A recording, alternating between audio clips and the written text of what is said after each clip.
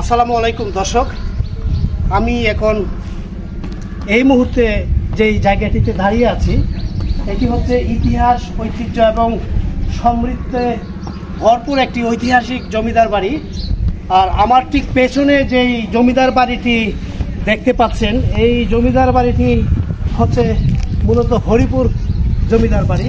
আর আমি আজকে সেই জমিদার বাড়িটি ঘুরে ঘুরে দেখার জন্য কিন্তু সেই ঢাকা থেকে নাসিরনগরে চলে এসেছি। আর আপনাদেরকেও দেখাবো এই ঐতিহাসিক হরিপুর জমিদার বাড়ির যে ঐতিহাসিক নিদর্শন এবং এই হরিপুর জমিদার বাড়ির হারিয়ে যাওয়া যে ঐতিহাসিক নিদর্শনগুলি রয়েছে এবং এখানকার যে নিদর্শনগুলি এখন প্রায় ধ্বংস অবস্থায় আছে, সেই নিদর্শনগুলি ঘুরে ঘুরে দেখাবো। আশা করছি আপনাদের ভালোই লাগবে।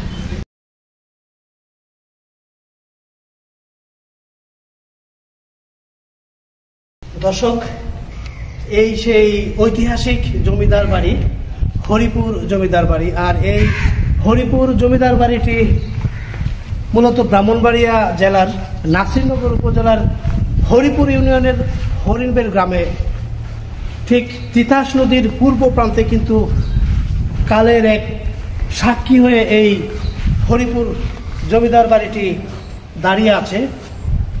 জানা গেছে 1843 সাল থেকে 1850 সালের মধ্যেই কিন্তু হরিপুরের যে দুইজন জমিদার ছিলেন, সেই দুইজন জমিদার যাদের নাম হচ্ছে গৌরী প্রসাদ রায় চৌধুরী এবং কৃষ্ণ প্রসাদ রায় চৌধুরী, এই দুইজন জমিদার কিন্তু এই বিখ্যাত ঐতিহাসিক হরিপুর জমিদার বাড়িটি নির্মাণ করেছিলেন।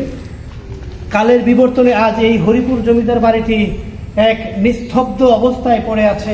আসলে এখানে হরিপুর জমিদার বাড়ির যেই পরবর্তী বংশধররা ছিলেন তারাও এখন নেই। আর এই বাড়িটি দেখভালের জন্য কিন্তু তাদের কোনো পরবর্তী বংশধর এখানে আর রইল না।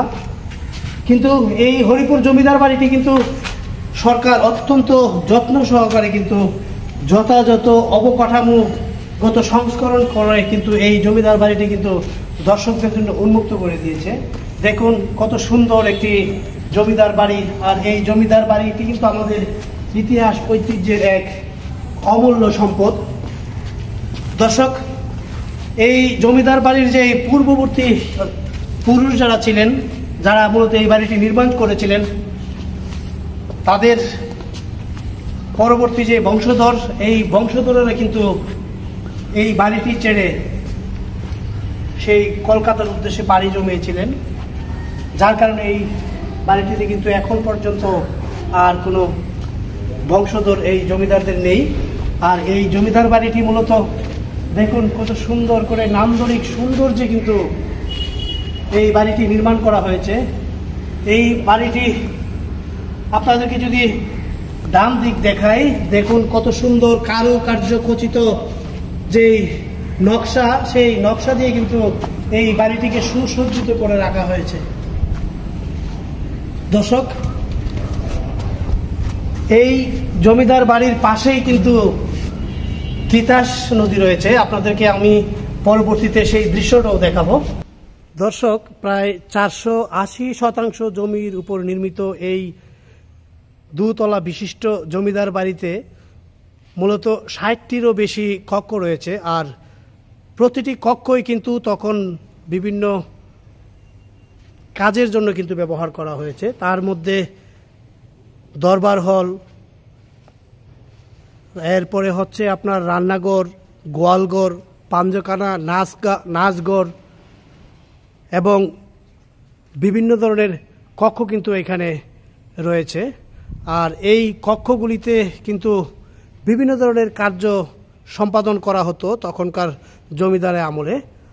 বন্ধুরা, কালের বিবর্তনে অনেক কিছুই কিন্তু এই জমিদার বাড়িটির হারিয়ে গেছে, বিলীন হয়ে গেছে। কিন্তু আপনারা দেখুন, ওই যে দুতলা যেই স্থাপনাটি দেখা যাচ্ছে, ঠিক ওই স্থাপনাটির দুতলায় কিন্তু এখনও দুটি কক্ষ কিন্তু অক্ষত অবস্থায় রয়েছে। আর সেই দুটি কক্ষ হচ্ছে পাশা কেলার ঘর বা পাশার যে কক্ষ, যাই বলি না কেন, ওই পাশা কেলার গড়ে কিন্তু বিভিন্ন সময়ে বাইজিরা আসতো এবং বাইজিরা নাচে গানে কিন্তু এখানকার জমিদারদেরকে আনন্দ দিতেন, আর জমিদাররা কিন্তু সেই সময় আনন্দে উপভোগে সময় কাটাতো।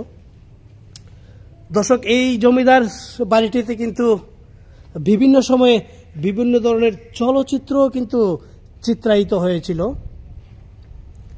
এর মধ্যে রয়েছে মধুমালতী, নাইয়রি এবং হুমায়ুন আহমেদের ঘেটুপুত্র কমলাও কিন্তু এই বাড়িটি থেকেই কিন্তু চিত্রায়িত হয়েছিল। আর এই বাড়িটিতেই কিন্তু বিভিন্ন ধরনের চলচ্চিত্র আরও নির্মাণ করা হয়েছে। তো দর্শক, এই জমিদার বাড়িটি শুধু একটি ইট পাথরের তৈরি একটি জমিদার বাড়ি নয়, এটি আমাদের ইতিহাস, ঐতিহ্য এবং আমাদের বাংলার গর্ব। আর এই জমিদার বাড়িটি ঘুরে দেখার জন্য কিন্তু বাংলাদেশের বিভিন্ন প্রান্ত থেকে বিভিন্ন পর্যটক এসে কিন্তু ভিড় করেন। দর্শক, আপনারা যারা ঐতিহাসিক এরকম স্থাপনা এবং ইতিহাসকে ভালোবাসুন, ইতিহাসকে জানতে চান, তারা কিন্তু সময় করে এই হরিপুর জমিদার বাড়িতে চলে আসতে পারেন আর উপভোগ করতে পারেন এই হরিপুর জমিদারের বাড়ির বিভিন্ন সৌন্দর্য। দর্শক, দেখুন সেই জমিদার বাড়ির যেই কাঠের দরজাগুলো ছিল, সেই দরজাগুলো কিন্তু কালের বিবর্তনে কিন্তু ধ্বংস হয়ে গেছে। পরবর্তীতে এই জমিদার বাড়ির দায়িত্বে যারা আছে তারা কিন্তু এই দরজাগুলি পুনরায় নির্মাণ করে কিন্তু এখানে আবার সেট করেছেন, যার জন্য আসলে বোঝা যাচ্ছে যে এই জমিদার বাড়িটি এখনো অনেকটাই অক্ষত অবস্থায় আছে। আর একটা মজার জিনিস যদি আপনাদেরকে দেখাই, আপনারা খুব কাছ থেকে যদি দেখুন, এটা কিন্তু দূর থেকে দেখলে যে কেউ মনে করবে এটা একটা দরজা, কিন্তু আসলে এটা কোনো দরজা নয়, এটা ইট পাথরে নির্মাণ করা হয়েছে এবং ঠিক একটা দরজার আদলে কিন্তু নির্মাণ করা হয়েছে। দেখলে দূর থেকে ঠিক একটি দরজার মতো মনে হচ্ছে, আসলে কিন্তু এটা কোনো দরজা নয়, এটি হচ্ছে একটি সৌন্দর্যের একটি অন্যতম একটি বিষয়। আর এটা আসলে এই দরজার, এই যে এদিকে একটি দরজা রয়েছে, আর আপনাদেরকে যদি দেখাই এইদিকে আরেকটি মূল দরজা রয়েছে, তার পাশাপাশি কিন্তু এই যে ইট পাথরের যে দেয়াল, সেই দেয়ালকে কিন্তু নকশা করে এই দরজাগুলি তৈরি করা হয়েছে। কি চমৎকার না বন্ধুরা! আপনারা যদি এই হরিপুর জমিদার বাড়িতে আসেন তাহলে কিন্তু এই চমৎকার যেই স্থাপনা বা যেই দৃশ্যগুলি রয়েছে সেই দৃশ্যগুলি কিন্তু আপনারা দেখতে পারবেন। বন্ধুরা দেখুন কত সুন্দর, বাড়িটির ভিতরে ঢুকলেই কিন্তু আপনারা দেখতে পারবেন সারি সারি কক্ষ কিন্তু তৈরি করা হয়েছিল। আর সেই কক্ষগুলিতে কিন্তু তখনকার জমিদারের আমলে কিন্তু জমিদারদের বিভিন্ন কাজে কিন্তু এক একটি কক্ষ ব্যবহার করা হতো। আর বাড়িটিতে ঢুকলে কিন্তু আপনারা আরেকটি চমৎকার দৃশ্য দেখতে পাবেন। দেখুন কত সুন্দর করে কিন্তু এখানে কত আকর্ষণীয় করে কিন্তু একটি বড় কক্ষ তৈরি করে রাখা হয়েছে। এই কক্ষে হয়তোবা জমিদাররা বিভিন্ন কার্যকলাপ এখানেই সম্পাদন করতেন। আর দেখুন কত সুন্দর উপরের দিকটা যদি দেখাই, দেখুন কত সুন্দর খিলান এবং সেই খিলানের যেই দৃশ্য দেখুন কত সুন্দর করে কারুকার্য খচিত সেই খিলানগুলো যেন এখনো সেই ইতিহাসের সাক্ষী হয়ে কিন্তু নীরব নিস্তব্ধভাবে দাঁড়িয়ে আছে। আর এই স্থাপনাগুলি দেখলে আসলেই সেই ইতিহাসের কথা মনে পড়ে যায়। সেই জমিদার গৌরীপ্রসাদ রায় এবং জমিদার কৃষ্ণপ্রসাদ রায় চৌধুরী কিন্তু এই জমিদার বাড়িটি নির্মাণ করেছিলেন, তাদের কথা কিন্তু মনে পড়ে যায় এই সেই চমৎকার স্থাপনাগুলি দেখে। বন্ধুরা, আমি এখন হরিপুর জমিদার বাড়ির যেই বাহিরের দিক রয়েছে সেই বাহিরের দিকটাই কিন্তু আছি। আপনারা দেখুন হরিপুর জমিদার বাড়ির বাহিরের যে নান্দনিক সৌন্দর্য, আপনারা দেখুন আমার এই পাশে কিন্তু একটি মঠ দেখতে পাচ্ছেন।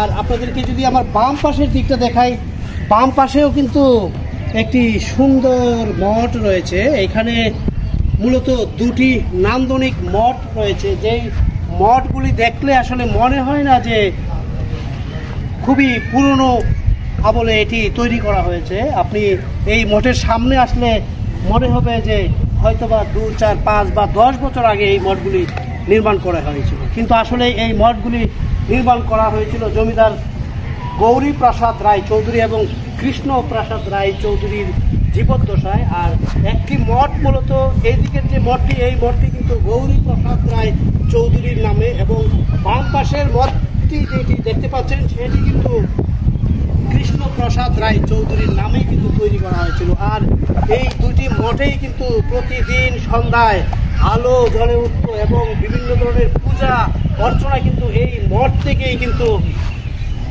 তখনকার সময়ে এখানকার জমিদাররা পূজা অর্চনা করতেন। দর্শক, আপনাদেরকে আর একটি আকর্ষণীয় জিনিস যদি বলি, এই বাড়িটির বাহিরের যে নান্দনিক সৌন্দর্য, তার পাশাপাশি আপনারা দেখেন এই বাড়িটির সামনের দিকে দেখুন তিতাস নদী বয়ে গেছে। বন্ধুরা, ইট পাথরে নির্মিত এই জমিদার বাড়িটি শুধু একটি জমিদার বাড়ি নয়, এই জমিদার বাড়িটি আমাদের ইতিহাস, ঐতিহ্য এবং ইতিহাসের সেই ক্ষমতা এবং ঐশ্বর্য, আনন্দ, দুঃখ, বেদনা এবং কালের বিবর্তনে হারিয়ে যাওয়া মানুষের গল্প কিন্তু এই জমিদার বাড়িটিতে লুকিয়ে আছে। দর্শক, দূর থেকে দেখলে মনে হয় এই জমিদার বাড়িটি যেন ইতিহাস, ঐতিহ্যের এক অমূল্য ভাণ্ডার হিসেবে, এক অমূল্য সাক্ষী হিসেবে কিন্তু এই জমিদার বাড়িটি দাঁড়িয়ে আছে। আর খুব কাছ থেকে দেখলে মনে হয় এই জমিদার বাড়িটিতে কিন্তু বিভিন্ন ধরনের যে ইতিহাস, যেই সংস্কৃতি, সেই সংস্কৃতির ছোঁয়া যেন মনের মধ্যে অনুভব হয়, যে আসলে এই স্মৃতিগুলো দেখলে মনে হয় যে তখনকার সেই ইতিহাসের পাতায় ফিরে গিয়েছি।